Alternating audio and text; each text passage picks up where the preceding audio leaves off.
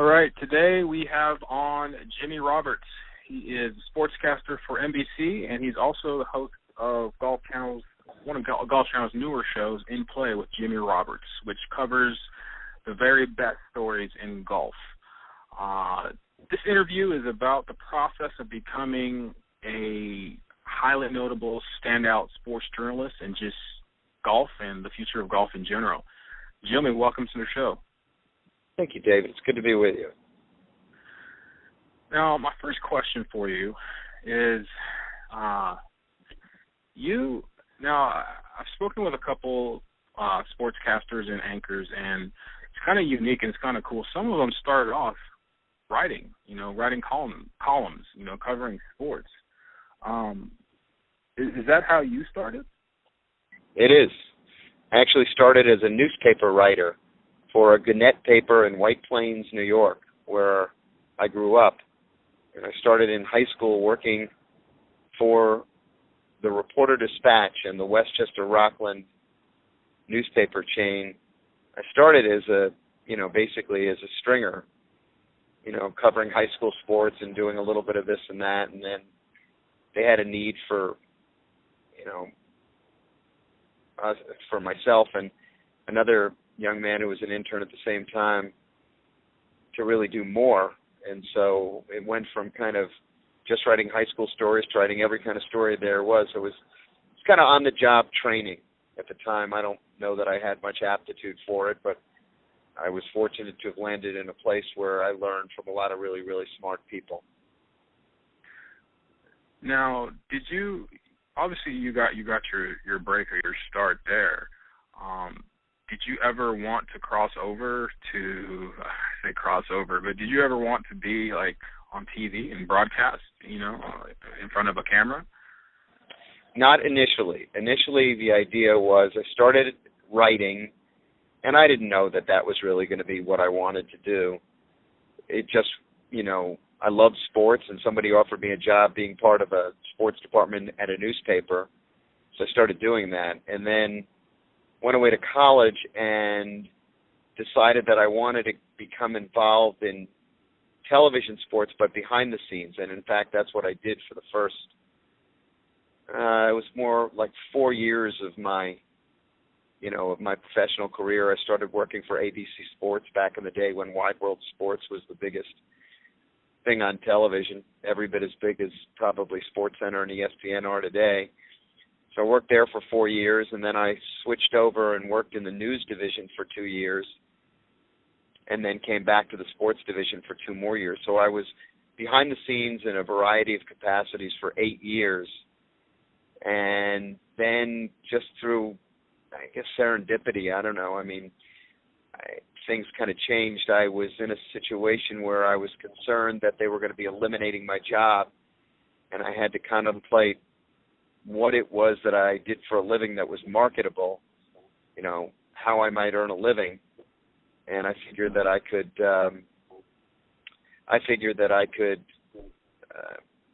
basically continue what I was doing, which was writing and producing these features that I was doing for ABC News and for ABC Sports, but put my own voice on it, which I figured was fair game since, I did all the work on it and just handed a script over to somebody else. So I narrated them, made a demo reel, and kind of sent that demo reel out, and got a lot of nasty rejection notices that told me that I really should go back and get more practice because I wasn't very good at it. But I had one organization that was willing to give me a chance, and that was ESPN, back in the days when really they were in a position to give people a chance because they were more concerned about the content than they were the style. So, that's pretty cool thinking about it.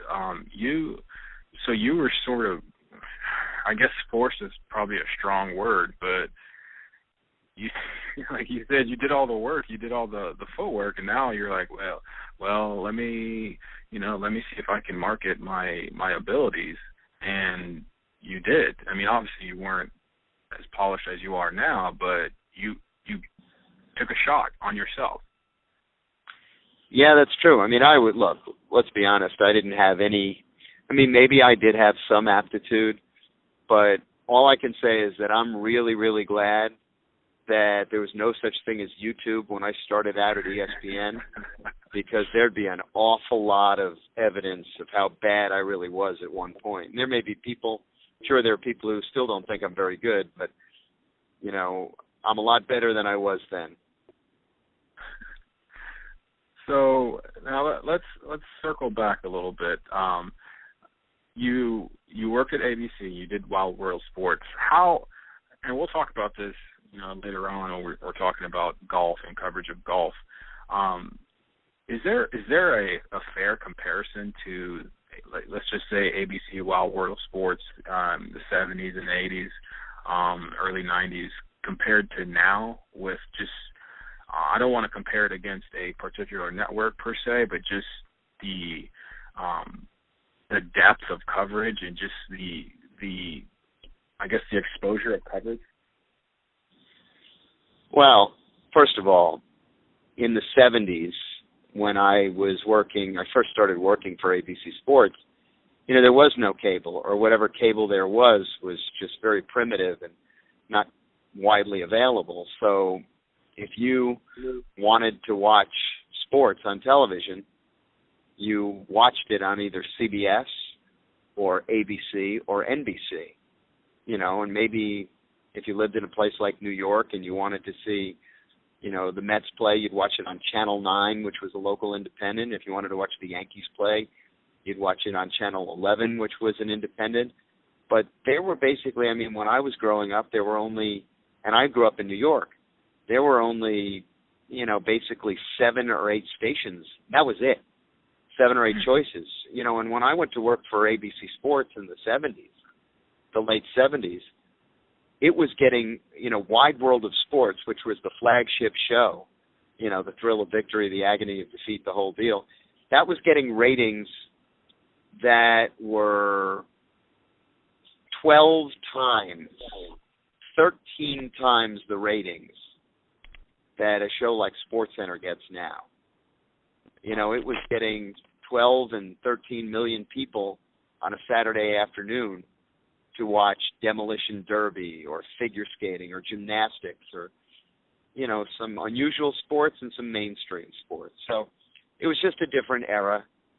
And, you know, I was really, really fortunate to have been there at a time when I could kind of latch on to the end of it and experience something which was historic. I mean, I worked with, you know, people like Howard Cosell and Jim McKay and Jack Whitaker and Roone Arledge and, you know, great names in the industry. I mean, they may not mean much to people now, but if you're of a certain age, they do. Chuck Howard, Chet Forty. I mean, people who kind of invented sports television. And, you know, and as well as working in a news division with people like Dick Schaap and, you know, Judd Rose and Peter Jennings and, you know, really smart people who approach things in a different way than the sports people did, and that was useful too.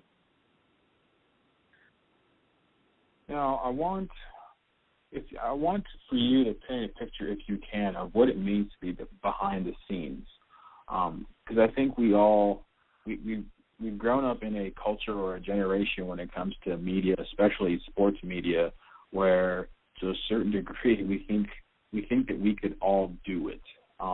And that's why I think it's kind of awesome that you came from a writing, or that you have a writing background.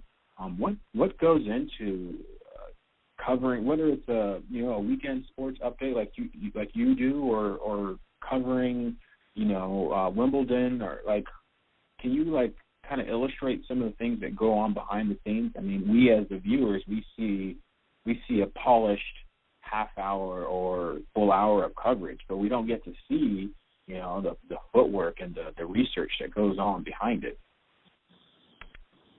Well, when I first started in the industry, I started out as a gopher, which was the entry-level position. It gets its name from what you do. You would go for this and you would go for that. I mean, I started out by making Xerox copies for producers and directors, running to the airport to pick up people, going to McDonald's to pick up sandwiches. You know, you got your foot in the door. That's how it worked. From there, I kind of graduated to a position which back then was called production assistant, and it might have a different name depending on where you work, but it's kind of like the entry staff level position where you do things like basic research and then maybe the television graphics, so that when we did baseball games, I would be the guy in the truck who was doing the graphics on screen that gave you batting average and all of that. At the 1980 Olympics in Lake Placid, I did all the on-screen graphics for speed skating, which means that if you ever see any highlights of Eric Heiden's historic 5 gold medals and there's any alphanumerics on the screen, that came from me sitting next to a technician and the two of us kind of conspiring to figure out what needed to go on the screen at the direction of a producer. But then also the production assistant would do things like book hotel rooms for the entire crew, or at least the PA did that at ABC, book travel, liaison with the organizations that you were covering. From there, the next step was being promoted to associate director, and that really involved me with a lot of editing videotape and kind of putting packages together. It was my first taste of what a little feature could be like, and it also had to do with kind of doing all the timing for a live broadcast, so knowing how long everything was, making sure that you got on and off the air on time, a lot of the kind of blood and guts of the mechanics of kind of putting a show on the air. And from there, I made another step up to associate producer, which was kind of like a junior producer level. Got to produce some studio programming. But the bottom line is that I learned kind of from the inside out how all of this stuff was presented, and it helped me a lot in my present job, because I think I have an understanding not only of my job, but of the people that I work with on the other side of the other side of the camera. I know what their challenges are. I know how to hopefully do things that can make their job easier. And, it's all worked out pretty well. I can see that. So share a little bit about us, or share a little bit with us about the fledgling stages of ESPN covering sports. You mentioned earlier that it was more so about content. How was it?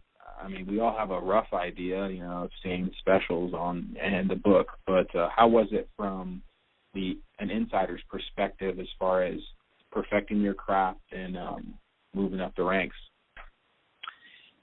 Well, I went to work at ESPN in 1988. And in 1988, the network wasn't brand new. It had already been on the air for 8 years. But, it had a lot of growing to do. And look, it was about content, and it's still about content. But there was just more room for people who were less polished back then, I think. Much more competitive now. I don't imagine that somebody could do what I did back then now, and not because they aren't talented, but just because it's too competitive. There aren't the opportunities available. I learned on the job. I had never been on television before. I didn't know very much about how to do television in front of the camera. And I had to learn by making mistakes, and I made plenty of them. But I learned on the job as I went, and I eventually got a sense of how to do a better job at what I was doing. And as I said, it all worked out okay. I'm really very, very happy with my career, the way it's gone. I've had a great opportunity to do a lot of things that I'm very proud of. Now, in your time there, and when you eventually moved to NBC, you've covered a variety of sports. I don't want to say do you have any favorites, but are there certain sports that have always just captured your imagination, if you will? Different things at different times. NBC years ago, we covered a lot of baseball, so that was interesting to me. And then when I went to ESPN, I covered everything. I covered Super Bowls and World Series and U.S. Open tennis and every kind of golf. I even covered the World Chess Championship once. It was a lot of fun. I mean, just doing a little bit of everything and kind of keeping your fingers in all different kinds of the sports, all different parts of the sports world. But lately, I've gravitated towards golf, and that's just because I do a lot of that. But I enjoy that. To quote Chico Escuela loosely, golf's been very, very good to me. So, and also, I do a lot of college football at the studio, and I really enjoy that. These days, I just think college football is just an awful lot of fun. I mean, it's just always exciting.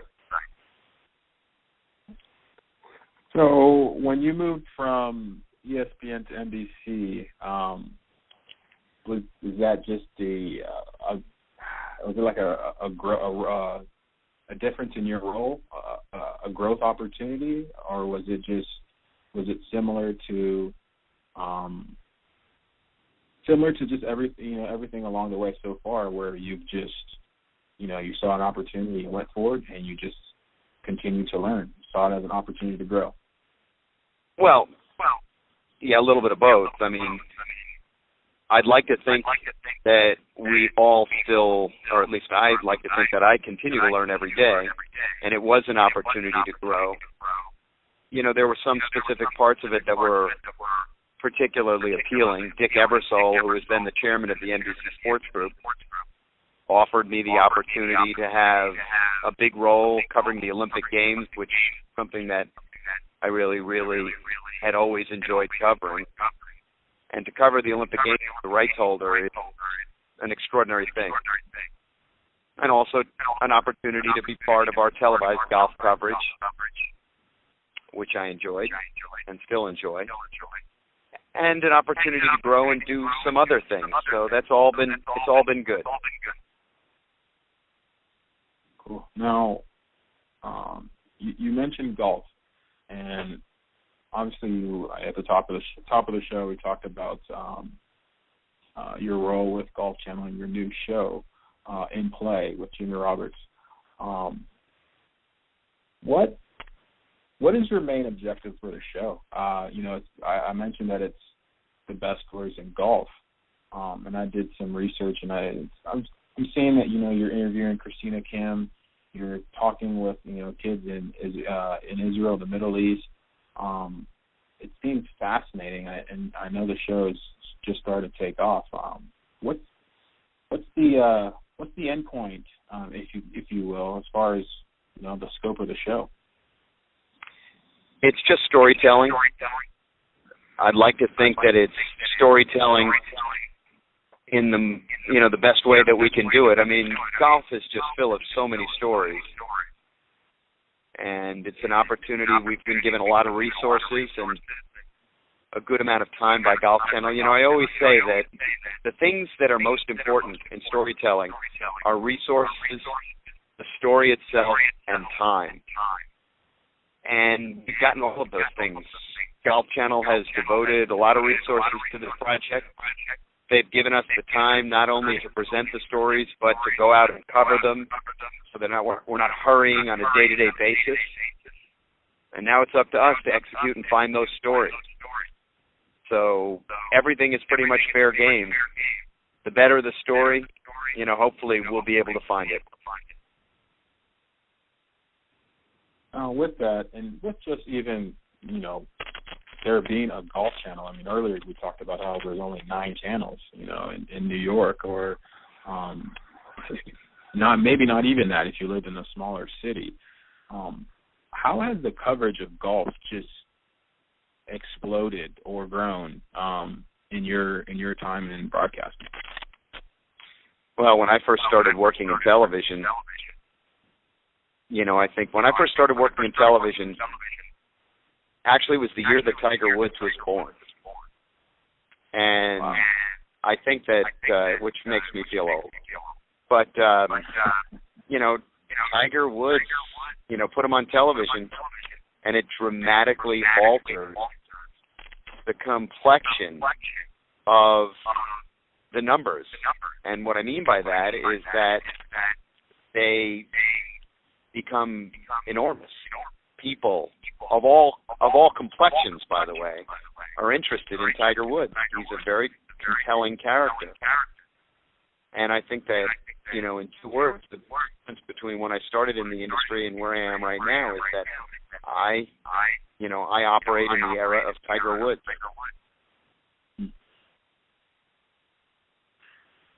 Now, the cool thing about hearing that is that, I've spoken with Damon Hack about the exact same thing, and one of the things that he told me is that, he's like, well, golf was pretty cool, and, it was growing on its own until Tiger Woods came around, and now, there's totally different, let's just call them demographics that are attracted to the sport.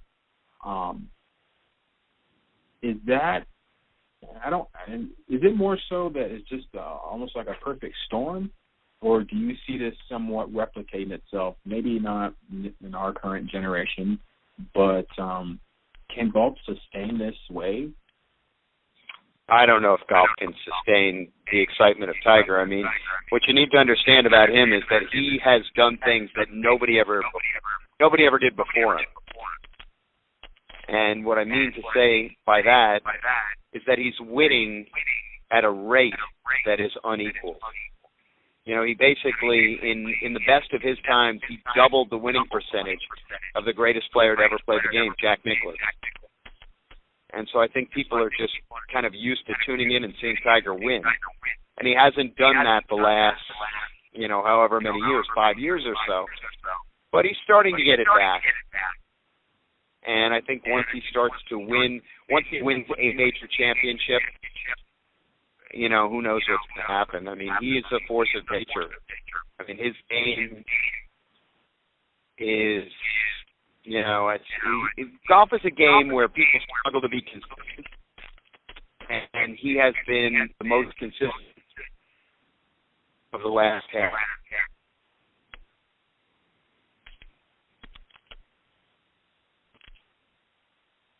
Yeah, and I mean, Tiger Woods obviously is he's the epicenter coverage-wise of golf. What are some of the other stories or other players that you see maybe obviously not taking that role as far as the forefront in the golf media's mind, but just being equally as intriguing? Well, I don't think there's any story that equally is intriguing, or at least we haven't seen it yet. I mean, stories that are interesting and compelling. Phil Mickelson, he's an interesting story. I mean, I think Rory McIlroy, will he come back and fulfill the promise that he gave us a taste of a few years ago? That's an interesting story. There are a number of players who are waiting to see if and when they're going to win their first major championship. Justin Rose and Adam Scott kicked those goals off their bucket list this year, but, there are plenty of other ones. When's it going to happen for Luke Donald? Is it going to happen for him? What about Lee West? Ricky Fowler. You could go on and on and on and on. There are plenty of young players for whom the future seems limitless. But I don't really think you can put anybody else in Tiger's category right now. If they go ahead and they win 79 PGA Tour events and 14 majors, then we can start to have this discussion.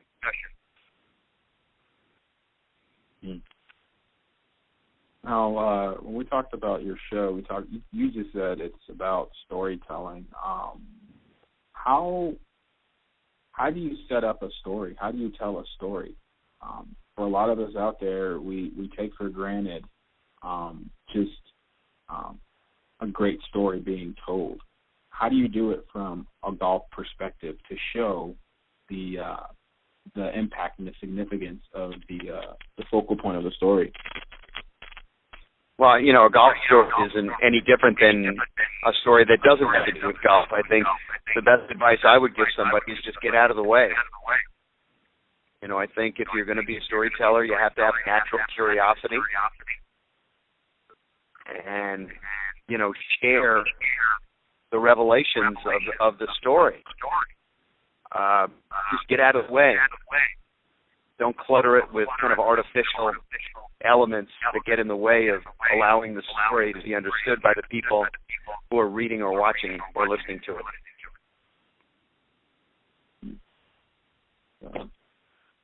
That's awesome. Now, one of my last questions. This isn't supposed to be a hot button issue or topic at all, but I just definitely want to get your take. You see it more so in team sports, and you know, the football, the basketball, the baseball, I guess even hockey of the world. You see a lot of athletes who retire or they're done playing. They start transitioning to media, you know, being an anchor, doing color. Now, what you just said, as far as getting out of the way, it seems hard. It seems like that's not really. I don't know. I mean, you tell me. What advice would you give for people who, whether they're athletes or not, they want to break into sports journalism? I mean, you also said earlier that, you know, the competition is fierce. It's completely different from how it was 20 years ago. So what advice would I give to an athlete in particular? Yeah, just an athlete or somebody who's trying to transition into sports media, trying to cover their local team or the team that they used to represent. Okay, for an athlete, I would say, you know, the transition needs to start the day you start competing, which is, you know, cooperate with the media and stamp yourself as a person who understands the needs of the media. You know, I see too many people who come to the sports media business from the competitive side who, when they were playing, really didn't have time for people who were carrying around a microphone or a notebook. You know, I don't know that you're going to get a fair hearing from people if you come with a reputation as someone who really didn't have time for the media while you were playing. You know, so that's the first piece of advice that I'd give. You know, beyond that, I don't know, just be curious and speak slowly. How's that? Speak slowly. That is something that I struggle with at times, speaking slowly. Don't we all? Now you are I believe, is it 13 or 14 Emmys that you've won for your journalism? 13. But who's counting? Yeah, who's counting? How do you?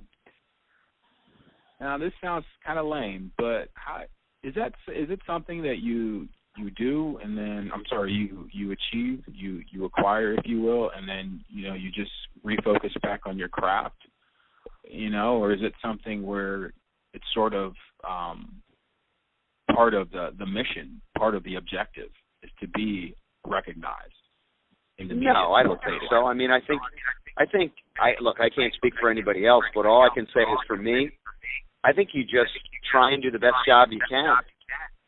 And if people appreciate that, that's terrific. If people enjoy your work, that's very, very rewarding. But I mean, I never really got up any day and said, I want to try and go win an award today.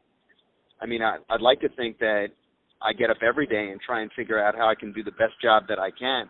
That's what I tell my kids, you know, is try and do the best job that you can every day. I mean, I got that good advice from some people a long, long time ago, is that unless you work as hard as you can and expect perfection, you're cheating yourself. I mean, you may not achieve it. You probably won't achieve it because nobody's perfect. But unless you try and set that as a goal, you're basically cheating yourself. Why would you try and do anything but the best you can?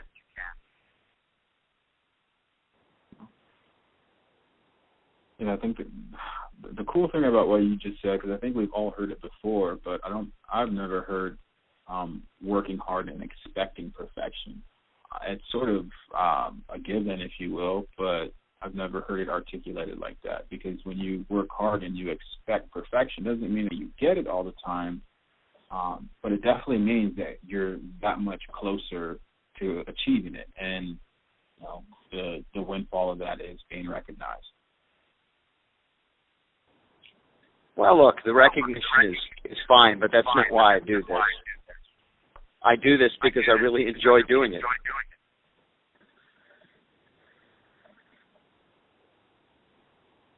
Yeah, and I can totally sense that. Now, my last question. We've talked about Tiger. We talked about some of the young guys on tour. What is your favorite recent sports or golf story that just completely, when you started to cover it or research it, you're like, okay, we're gonna see what's going on here, and it completely blew you away, just the magnificence of the story? Well, I don't know if I've got a favorite story. I have some experiences that I'm very fond of and that I remember fondly.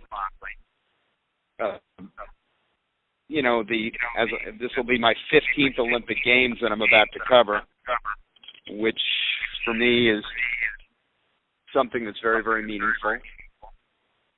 And I've had so many opportunities at the Olympics to experience amazing things. I think that could be. There's a story in there somewhere, but I'm not sure exactly what it is. It's probably buried somewhere in the Olympics. The thing that I often like to say is when Dan Jansen finally won his gold medal in Lillehammer in 1994, that was, for me, the greatest thing I had ever seen, because how much he struggled. So that was just a remarkable thing to witness. Awesome. Excuse me, that's awesome. Well, Jimmy, I just want to thank you for taking time out to do this interview. It's kind of humbling to hear, whether in my situation or just watching from afar, other people trying to, dare I say, break into the media world. It's just like with anything else of value. Kind of have to start at the bottom, and you have to work your way up. And, oh, by the way, you really have to be very good at it. And the only way that you're going to sustain it is if you enjoy doing it. So, I appreciate you taking time out to do the interview. David, my pleasure. Good to be with you. All right. Thank you, everybody, for being a part of it.